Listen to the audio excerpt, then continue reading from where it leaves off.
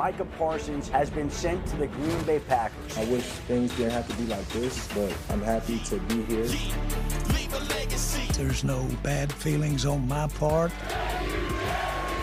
The Parsons Project is underway. I'm a legend, they'll remember me. The return of the prodigal Parsons making his comeback to Dallas. Danny loved it. Well done. Cowboys traded the pass rusher to the Packers. You know the story by now. Jerry Jones says this week the team has no plans to officially honor their former star. Micah says that's fine with him. There's a lot of things I can consider disrespectful throughout this process, but I wouldn't say the tribute is one of them. I would say, I just think, there's hard feelings maybe there for them, but, for me, I'm happy where I'm at. And we got a really good football team, so I guess I can give you my tribute and a win, I hope. By his standards, that's pretty restrained. Yeah. Right? It's a pretty good response, right? Like I didn't know what to expect. Yeah, you ask him that question. Having been a reporter, you ask him that question, you get that answer, you're a little disappointed. Like Micah, we were looking for something else. Funniest thing ever would be the Cowboys giving him a podcast tribute, like a highlight tape of his best podcast. Some of the one-liners from the podcast. Just put those up on the huge screen at Jerry World. It's an interesting game. I got to tell you, Dan, it feels. No, it's not. It's not an interesting game. The Cowboys are going to get boat raced. Boat raced. Cowboys are going to get whooped.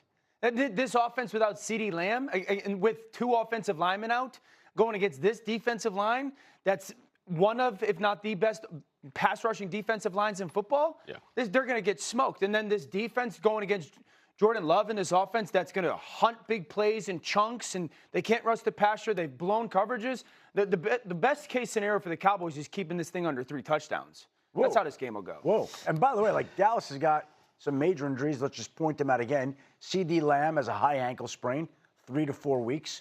Their first-round draft pick, Tyler Booker, has a high ankle sprain, 4 to 6 weeks. Deron Bland has a foot injury.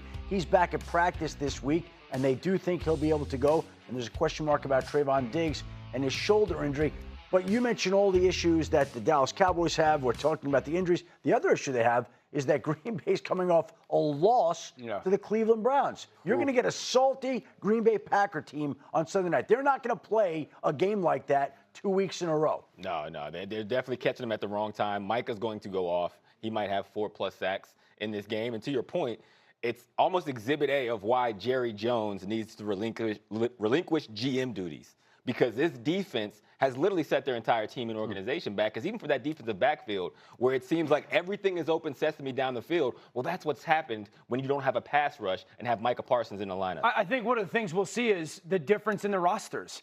I mean, the Packers have a Super Bowl caliber roster. Yep. Cowboys aren't even close. And so that's the thing that you'll see difference-wise. And we talk about Micah and the defense. This defensive line, it's like the super teams from the WNBA. Yeah. It's not just Micah Parsons. Now, I love the fact that they've weaponized them. They're just trying to create all these one-on-ones. Micah's in the middle now as an off-ball linebacker. They just want their 5 pass rushers, Micah Parsons, Lucas Van Ness, Rashawn Gary. Everybody gets one-on-ones. Somebody win. That's the goal. That's the concept. This time they pressure Edgerrin Cooper. And so I don't need Micah to win every play. I don't need Rashawn Gary to win every play. I don't need Lucas Van Ness to win every play. I just need one of those guys to win at a time. And then as an offense, you're like, oh my gosh, Micah, Gary, Van Ness, they're all at the line of scrimmage. And all of a sudden it goes from a 5-man pressure and you think man coverage to a crazy cover 2. They spin out and you're going to see Dak going, I don't know what the coverage is, and forcing the football. So this is so much more. Micah leads the NFL in pressures at 14. Rashawn Gary has 9, and he leads the NFL in sacks at 4.5. And Lucas Van Ness has 7. This is a defensive line that's as good as anybody's. This is the perfect tune-up game for the Packers. They dropped the ball versus the Cleveland Browns. They should have won that game. They dominated most of that game, at least defensively. They were in a position to win, and they dropped it. They're going to be mad. They're going to come into this game offensively for Matthew Golden, who is their first-round receiver. They have not drafted a first-round receiver in years. If he gets on the same page with Jordan Love, this is the perfect game to do so. These are 2 clips from the game against the Commanders where it should have been a touchdown. Jordan Love, short arms the throw. The next one, this would have been a 90-plus yard touchdown. He overthrows him. And even last week against the Cleveland Browns, they actually hit on it. But as you see, Matthew Golden kind of lets his body control take him out of Browns, and this should have been another 80-plus yard touchdown to seal the win for them. This is the week to get on the same page because the Cowboys defense, as we talked about, will give you all of those same opportunities. Look, you would have taken that to the house. To the house, no question. You would have taken that to the house. And by the way, me. there's no team that's been more at home in Jerry's world than the Green Bay Packers. 6-0. They've never lost a game there. That's crazy. They've been there 6 times. This game will look like that playoff game from 2 or 3 years ago. I'm very worried about the Cowboys. I think there's cause to be. If you think about it in the bigger picture, Shefty, a month ago today, you would have said the Cowboys' 2 best players were C.D. Lamb and Micah Parsons. One of them isn't playing, and the other one's playing on the other team. So this is obviously a disaster scenario, and I fear the Cowboys are on the verge of slipping out of this thing. This could get away from their season, with C.D. Lamb out, whatever it's going to be, 4 weeks. Jerry was talking about IR this week. Right. It could get away from them quickly. And I think we find that on Saturday if they put C.D. Lamb on injury reserve. But I think the Dallas Cowboys are in a spot that a lot of teams find themselves in. This week we saw some teams change their offensive coordinator. We saw them move offensive coordinators down to the field. The reality is we're headed into the 4th week of the season. And when the season starts out 3 weeks ago, everybody feels like they found the draft pick that's going to step in. Everybody feels like they're going to make the playoffs. Everybody feels like they've turned around their team. And a quarter of the way into the season, reality sets in. Yeah. The truth surfaces, and there are teams and organizations that realize we've got holes, we've got problems, we've got issues, and now the pressure mounts. Yeah, and in some cases, panic sets in, and I think we've seen. I had to shave my face, not the eyebrows. Not the eyebrows. And standing here right now is the first time I felt a little cold on my head because we got the air coming down. But this is what we are now. This is the new version, and I think we go on a run after this haircut. I'd like to point out Nebraska is undefeated since Will shaved his head. So maybe something to keep up. Who do we play this weekend? Who's Nebraska? We got a bye week, so we can't lose. Not losing this weekend. We're not losing this weekend. They'll be undefeated for at least another week. That was a very good game. I was actually watching. You guys made me more excited for that game than I can put into words. Anyway, we're going to do locks of the week with the Bussin' Boys in honor of the locks that you no longer have. So, Will, we're going to do some locks. Let's start with the game we were just talking about, the Packers in Dallas. What's your lock? Lock of the week right here. Packers over the Dallas Cowboys. Micah Parsons. Yeah, this is absolutely Micah Parsons. The minute he got traded to the Green Bay Packers, was absolutely circling this game. He is salivating. This is like a bunch of offensive linemen in college going to Golden Corral, knowing that's an all-you-can-eat buffet on that defensive line. This is going to be an absolute bloodbath. I could not. I think the Packers will cover the over just with their own point. Well, I'm curious. We all can understand what the Green Bay defense, their advantages here in C.D. Lamb out. What can you say about the Cowboys defense? I didn't play the game, I didn't coach the game, and yet I can watch the game going, where is I've never seen receivers running as free as they seem to be against the Cowboys every single week this season. What is wrong? What's going on there? Wide open. I'm sure the staff, people talk about how they need more talent, they need more players, but I also think the staff just gets wildly outcoached. I think you're going to see it again this weekend. Listen, Greeny, I could play in this defense.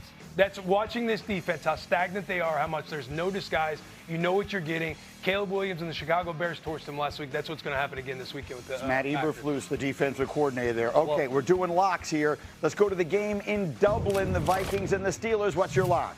Vikings over Steelers. I said it last week. The Steelers defense is on fraud alert. I think it's starting to show up once again.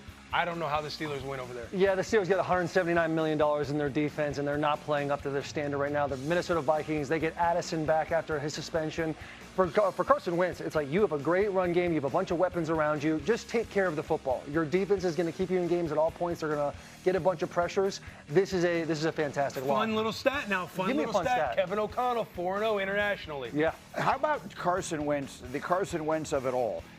I was on a podcast with the Minnesota Vikings, like a Vikings podcast yesterday, and we were talking about how many performances would he have to stack up back-to-back before people start asking, why don't they just leave him out there? J.J. McCarthy is still young, not to suggest he doesn't have a great career ahead of him, but if Wentz continues to play well, how many times do you need to see that before you say, maybe they consider sticking with him? It's a great question. I think those conversations are being had at the lunchroom right now, at the breakfast table. I think on TV, we're a week out. If it happens this weekend, I think those conversations start to get real. Yeah, Kevin O'Connell, we talked about it last week. The way he's able to take first-round quarterbacks that don't pan out in their career and turn them around. He is the best at doing it. If anything, this is the best thing for J.J. McCarthy is to be considered a bust. That way Kevin O'Connell can turn him around in-house. We'll ask Shefty about the insight on that one. Give me one more Monday Night Football. We got the Bengals going to Denver. What's your line? Denver. I got Denver over Cincinnati at home. I think the offense is going to get going. They've had a lot of penalties out there where they're in bad situations, a lot of question marks with Bo Nix. But this defense is suffocating. They are very well coached. I like the Broncos over the Bengals. Yeah, the Broncos are leading the league in pressures right now. Their defense is flying all over the ball. The offense is really just plagued by their penalties. And when it comes to the Bengals, I mean, five turnovers last week is no good. Jake Browning, I bought into the Kool-Aid there. He played great when Joe Burrow went down a few years ago, and I don't see that continuing. Look, you can excuse one terrible performance, and that was a terrible performance by the Bengals from top to bottom. If it happens again against a Denver team that is better than its record, I worry a little bit about, with Burrow out, I worry a little bit about things getting away from them in Cincinnati. Yeah. A little bit. Well, yeah, if this starts to happen and starts to snowball yet again, if you're the Bengals ownership, you got to focus on not so many pretty toys in the perimeter. Start focusing on protecting your $500 million Maybe fun little crystal ball here. You know you're out of it. You're not going to win. You look toward the future. Maybe Trey Hendrickson. Get him over to San Fran for some draft capital in the future. He's in last year of his Anything's deal. on the table. Why not I'm looking at Shefty's face right now. Shefty I can loves see the it. wheels spinning in his head. What you think, about these Shefty? possibilities. Bringing your job out there, aren't we? Before things start to change and teams that think that they would never make a trade all of a sudden start thinking differently in late October. All right. That's Shefty's way of saying you could have something there. Yeah, all right, Shefty. Got out when I